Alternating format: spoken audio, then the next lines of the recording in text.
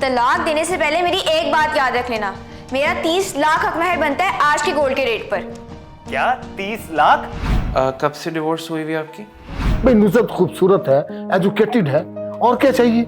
अगर तुमने नुसरत से शादी करने से इनकार किया तो मैं तुम्हें जायदाद से आग कर दूंगा। वो कहती है कि उसके इमरान के साथ ख्यालात नहीं मिलते, अगर मजबूर करेंगे तो फिर तलाक के कागजों की तैयारी पहले कर लें।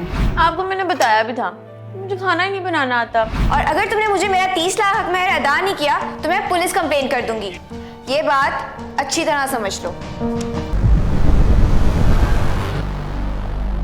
इस्लाम के नज़दीक तलाक के आदाब और असरात, अगर तलाक के सिवा कोई चारा नहीं है तो फिर तलाक ले लें, लेकिन आबरूमंदाना और सालिह तरीक़ाकार के साथ। जिस तरह शादी बातक़वा हो, इसी तरह तलाक भी महफूज और बातक़वा होनी चाहिए।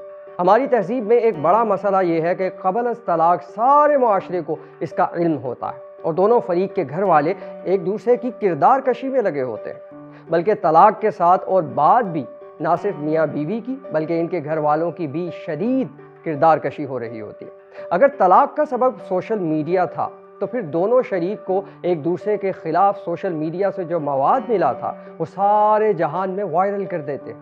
तलाक महफूज अंदाज में होनी चाहिए और दोनों में से किसी की भी जिंदगी को नाबूद करने का बायस न बने। तलाक के बाद औरत को अजियत। ओके। अच्छा मैडम, आपकी मुझे एचआर ने कंप्लेन किया है कि आपकी जॉइनिंग लेटर में किसी रेफरेंस का नंबर, कोई पॉइंट ऑफ कांटेक्ट नहीं है। आई मीन आपके हस्बैंड का?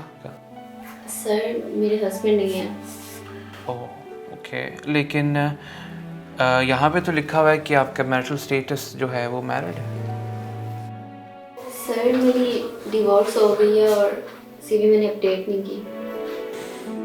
Okay, I am really sorry to know that. कब से डिवोर्स हुई हुई आपकी? 7-8 महीने। ओके, नो वरीज, आप परेशान मत होएं।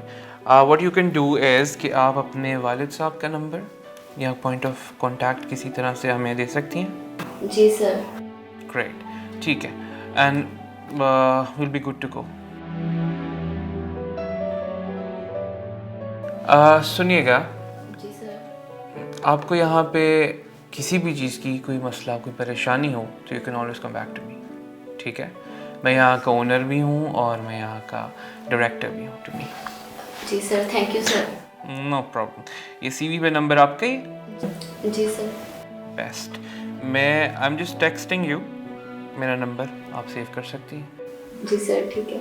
Anything you need I will be here. जी सर, ठीक है। Thank you.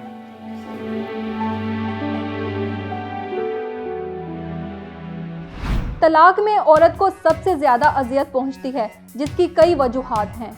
नंबर 1, हमारे मुआशरे में एक तलाकशुदा औरत को पस्ती की नज़र से देखा जाता है, बल्कि एक मुजरिम समझा जाता है। नंबर 2, तलाक के बाद औरत फासिद मर्दों का आसान शिकार बन जाती है।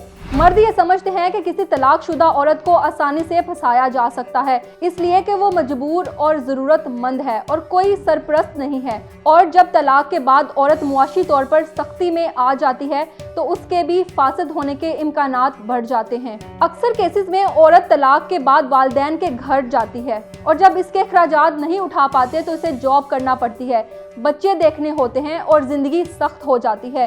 इसलिए मर्दों को तलाक देने से पहले इन पहलुओं को सोचना चाहिए कि वो कोशिश करें कि तलाक ना दें।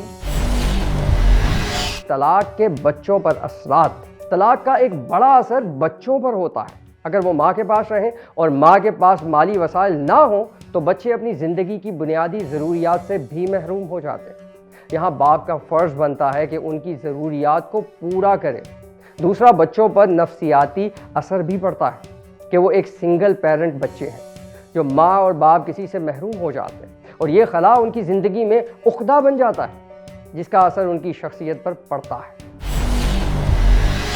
तलाक से बचाओ इस आखिरी हिस्से में हम इन तरीक़ों पर बात करेंगे जिनके ज़रिए तलाक से बचा जा सकता है। पॉइंट नंबर 1, इंतखाब ज़ौज इजबारी ना हो। बाबा, मैं नुज़रत से शादी नहीं कर सकता।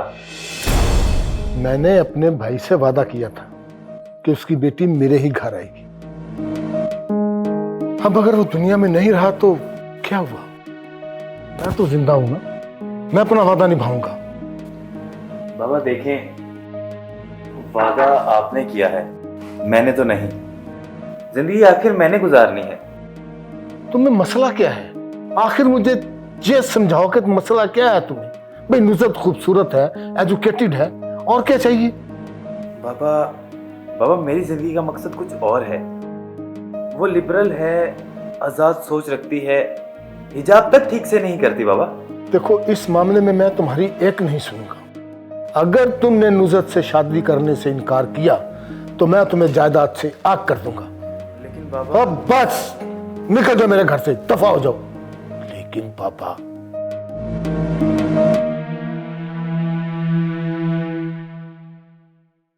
भाई साहब प्लीज़ आप मुझे माफ़ कर दें।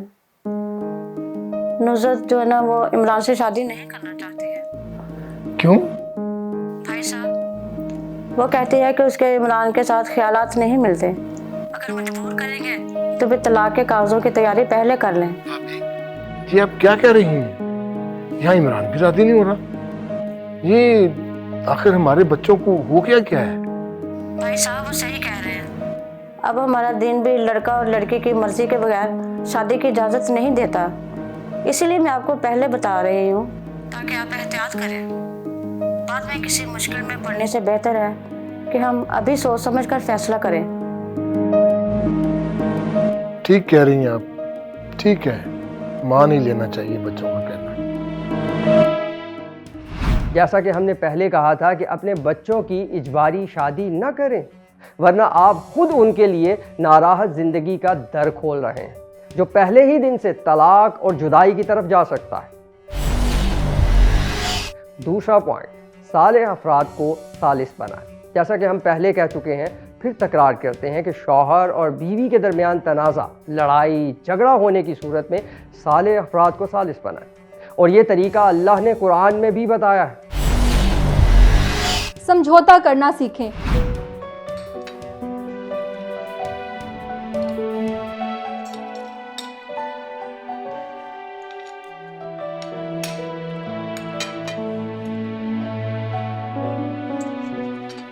सॉरी, आज फिर खाना सही नहीं बनाना, मिर्ची थोड़ी ज़्यादा हो गई हैं। अरे कोई बात नहीं यार, आइसक्रीम है ना फ्रिज में, एडजस्ट कर लेंगे। आपको मैंने बताया भी था, मुझे खाना ही नहीं बनाना आता। घर में ना हमेशा जो है ना मेरी बहनों ने खाना बनाया है, उसके बाद भाभियाँ बनाती थी, मैंने सीखा ही नहीं। अरे मैडम कोई बात नहीं, और वैसे भी हर इंसान को हर काम नहीं आता, इंशाल्लाह सब सीख जाओगी। और देखना तुम, एक दिन हमारे सारे ख़ानदान वाले इस घर में आएंगे तुम्हारे हाथ का खाना खाने। बहुत शुक्रिया जनाब, आपकी इस तहम्मुल मिजाजी का। अब खा लें, अब यही है। कोई भी मियाँ बीवी खुद को आइडियल होने का दावा नहीं कर सकता, क्योंकि हम इंसान हैं जिनसे गलतियाँ सरजद होती हैं। दोनों के दरमियान 100% कंपैटिबिलिटी नामुमकिन है। यहाँ इन्हें कुछ मामलात में समझौता करना सीखना चाहिए और हर छोटे मसले को खींचकर बड़ा ना बनाएं, वरना जिंदगी मुश्किल हो जाएगी। समझौता करना, कुछ कुर्बानी देना और नज़रअंदाज करना और अपने रवैये में कुछ तब्दीली लाना, इस अज़्म के साथ कि हमें रिश्ते को चलाना है, मजबूत करना है, ये मुकम्मल तौर पर इस घर को तलाक से भी बहुत दूर रखता है। और चौथा पॉइंट ये है तौलीद नस्ल। मियाँ बीवी को शादी के बाद बच्चों के तौलीद में देर नहीं करनी चाहिए। बच्चा जल्दी होने से मियाँ बीवी का रिश्ता मजबूत होता है, क्योंकि अब वो अपनी ज़ात तक महदूद नहीं रहते, बल्कि इससे आगे निकलकर औलाद के बारे में सोचते हैं। बहुत से ऐसे घर हैं जहाँ मियाँ बीवी में इख्तलाफ और लड़ाइयाँ होती हैं, लेकिन फिर भी सिर्फ औलाद की खातिर तलाक तक नहीं पहुँचते। बच्चे घर में होने से दोनों की तवज्जो भी अक्सर अपने दरमियान की लड़ाइयों से दूर ही रहती है। तन्हा दोनों अफराद में इख्तलाफात के इम्कान बहुत ज़्यादा होते हैं। अब पांचवा पॉइंट ये है, हद से ज़्यादा हक महर।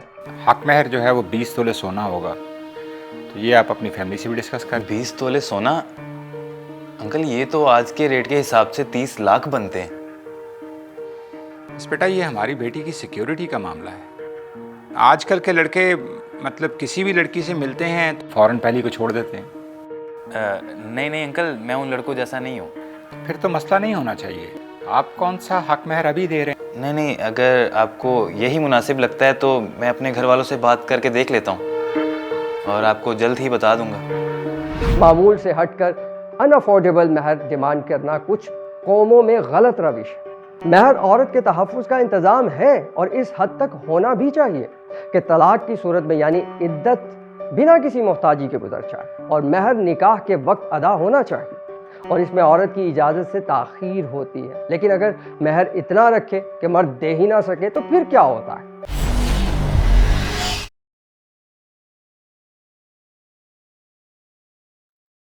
बस अब और बर्दाश्त नहीं कर सकता। घर के काम भी करूं और जॉब पर भी जाऊं। तो मैं भी खाना पकाती हूँ, बच्चे संभालती हूँ। बड़ा एहसान करती हो मुझ पर। ये तुमने ही तो करना है। अगर तुम ऐसे ही करती रही तो मैं तुम्हें तलाक दे दूंगा। अच्छा, तो 2 तलाक देते नहीं, किस बात का इंतजार है? अच्छा तो दूं तलाक? तलाक देने से पहले मेरी एक बात याद रख लेना, मेरा 30 लाख हक महर बनता है आज के गोल्ड के रेट पर। क्या 30 लाख? और अगर तुमने मुझे मेरा 30 लाख हक महर अदा नहीं किया तो मैं पुलिस कंप्लेन कर दूंगी। ये बात अच्छी तरह समझ लो और ये सफाइयां अच्छे से करो।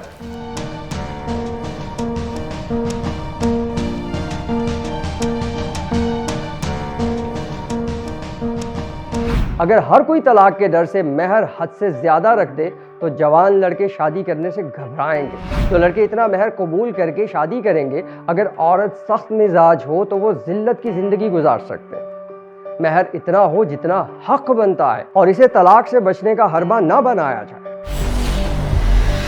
पॉइंट नंबर 6, तरबियत। वालिदैन को चाहिए कि लड़का लड़की के मिजाज, इखलाकी स्टेटस मिलते हैं या नहीं ये देखें और उनकी शादी से पहले तरबियत करें। अगर इंसान अल्लाह के बनाए हुए तरबियती निज़ाम से मुस्तफ़ीद हो तो इसके अंदर इलाही कदरें यानी वैल्यूज़ पैदा होती हैं और जहाँ 2 बाकिरदार अफराद हों वहाँ रिश्ता भी बाकिरदार ही हुआ करता है और कोई मुश्किल पेश नहीं आती। इसलिए शौहर और बीवी दोनों शादी से पहले और शादी के बाद दीनी तालीमात और तरबियत का अपने लिए इह्तमाम करते रहें जिससे उनका रिश्ता हमेशा अपने रब से जुड़ा रहेगा। सोशल मीडिया से इज्तनाब। हम ये मौजू पहले मुफस्सल डिस्कस कर चुके हैं। आपकी शरीक हयात आपकी बेहतरीन दोस्त और साथी है, ना कि मोबाइल या कंप्यूटर। आप मोबाइल फ़ोन आसानी से बदल सकते हैं लेकिन बीवी बदलना आसान नहीं है। इसलिए दुनियावी वसाइल को आखिरत संवारने के लिए वसाइल की तरह ही इस्तेमाल करें, वरना यही वसाइल तबाही के वसीले बन सकते हैं। नाज़रीन, हमने इस डॉक्यूमेंट्री में तलाक के मुख्तलिफ पहलुओं का जायज़ा लिया।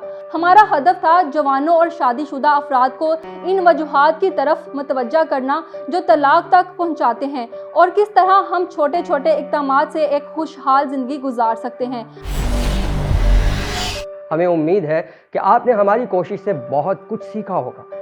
हम आपके तासुरात का इंतज़ार करेंगे और हम ज़िंदगी में रोज़मर्रा के मसाइल पर इस तरह की मज़ीद डॉक्यूमेंट्रीज़, डॉक्यू फिल्म्स और ड्रामाज लाते रहेंगे। इसी के साथ अपने मेज़बान सलीम खान को इजाज़त दीजिए और ढेर सारा ख्याल रखिए खुद का और अपने प्यारों का। अल्लाह।